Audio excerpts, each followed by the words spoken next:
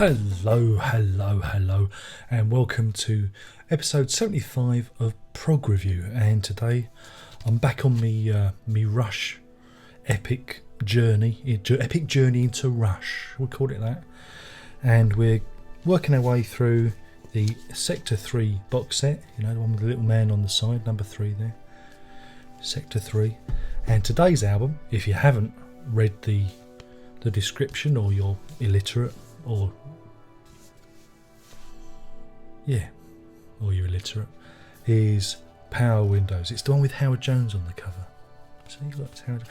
Wish to get to know you well. Wish to get to know you well. No? Do you remember Howard Jones? No? Does look like him though, doesn't it? Anyway, better do the thumbnail. That should be enough.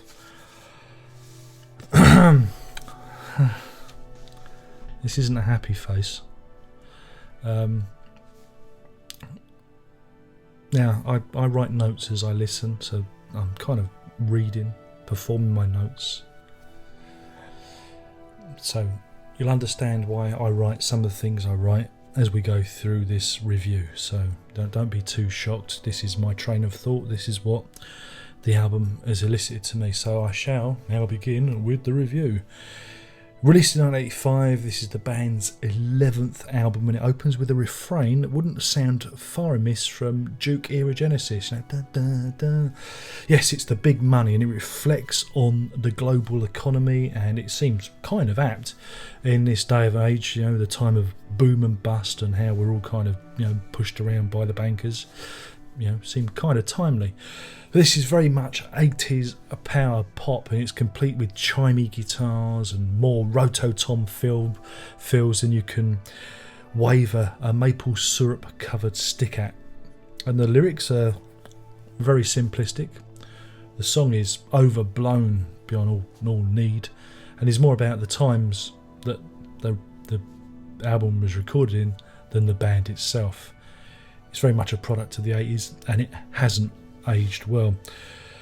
Grand Designs is a song about the TV show hosted by Kevin MacLeod, in which the hapless create architectural folly after architectural folly. And of course, the real joy of that programme is watching to see how everything can go wrong, and how the little man can triumph over adversity, you know, get away with planning permission, obstinate bureaucracy, and the incompetence of British builders.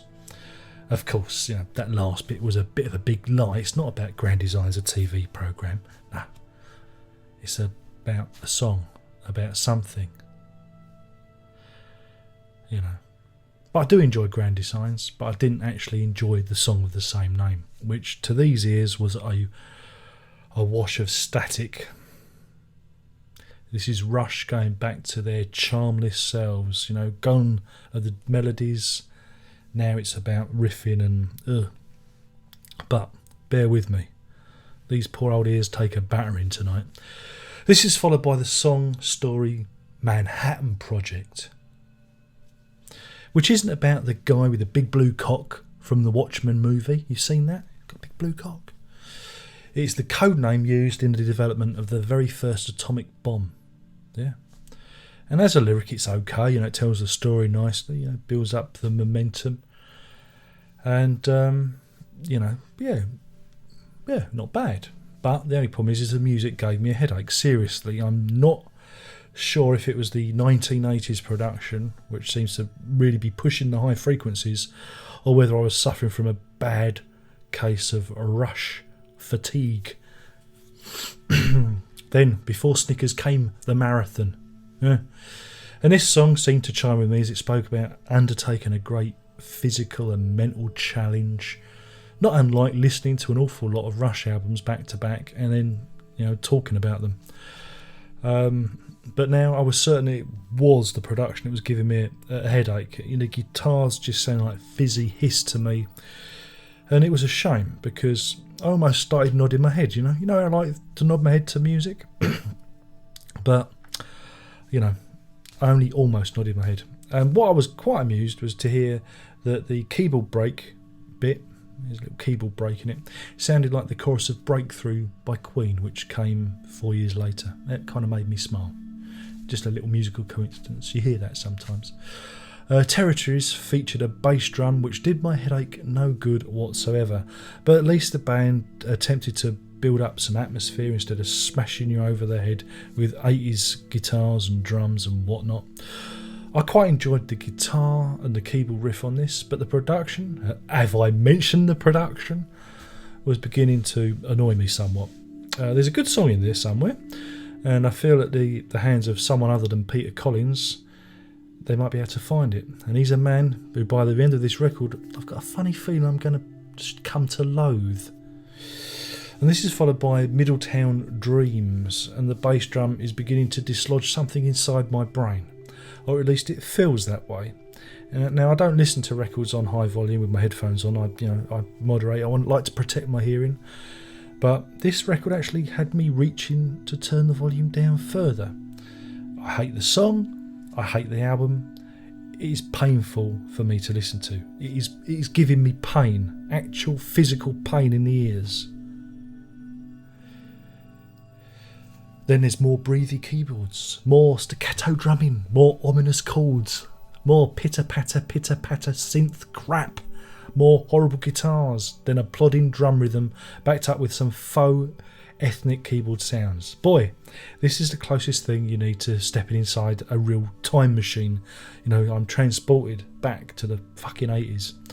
This is emotion detector, but the only emotion detected in these realms was a deep-seated hatred for everyone involved in this audio abortion. Again, I think there might have been a good song in there somewhere, but the keyboards, ugh, and the production, ugh, it killed it for me. It's horrible, horrible, horrible. This is the problem. It's not aged well, this record, not compared to the ones that have come before. This really does sound bad to me. I've got a thing about 80s music. I think there's some really bad production done in the 80s, and this is an example of it. So, thank fucking God, or whatever deity you kill goats in the name of, we're on the last song, and it's called Mystic Rhythms. And again, it follows the same kind of opening patter of the previous song in an attempt to build up atmosphere and tension, but all I can do is watch the clock on iTunes click down the seconds backwards. How many seconds are going to be left? How many seconds are going to be left? Is it going to be over soon? Is it going to be over soon? I want to be released from this. Thumbs up for the pseudo backwards guitar phrases. And that always gives me the horn. Anything with backwards guitar gets me. Gives me a little bit of a chubby. And then the song fades out, and my eardrums want to leap out of my head and choke me for making me endure 44 fucking minutes of sonic attack. My ears hate me. What the fuck? What? Seriously, this has to be the worst album I've ever listened to in terms of production. It's so sharp, my ears were in danger of bleeding. It gave me a headache. A fucking headache. No album has ever given me a headache. Seriously, it's never happened before. I was nice and relaxed. I just had a nice bath, wash me nuts. You know how it goes. I was nice and relaxed, and I put these on and I have a headache. This made my teeth stand on end, and my ears send pain receptor signals to my brain. I wish a pox on Peter Collins, a man who I judge on account of this record, and this record alone, which I think is perfectly fair because this is how the band wanted the album to sound by all accounts, and is someone I wouldn't trust with a food mixer, let alone a fucking mixing desk. Someone break his hands and pour wax into his ears so he can never commit another crime of this kind against music ever again. What? There's another one? I've got to listen to another one produced by him? Oh, come on. That's not fair. That's really not fair at all. You can't do this to me. I don't want to do another one. I don't want to do another one.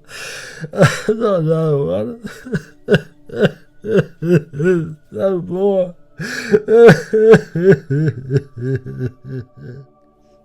Now I've composed myself, now it's time for a rating. If I could take points away, I would, but I'm going to give this 1 Howard Jones out of 5. That's 1 Howard Jones out of 5. I know a lot of you are going to complain about this rating and this review, but hey, you weren't there, man. You didn't suffer like I've suffered. Of course, leave your comments in the box below, but be nice. Don't need to be insulting of me. Give me your opinion. Maybe it's my ears, maybe it's the production, maybe it sounds better on vinyl.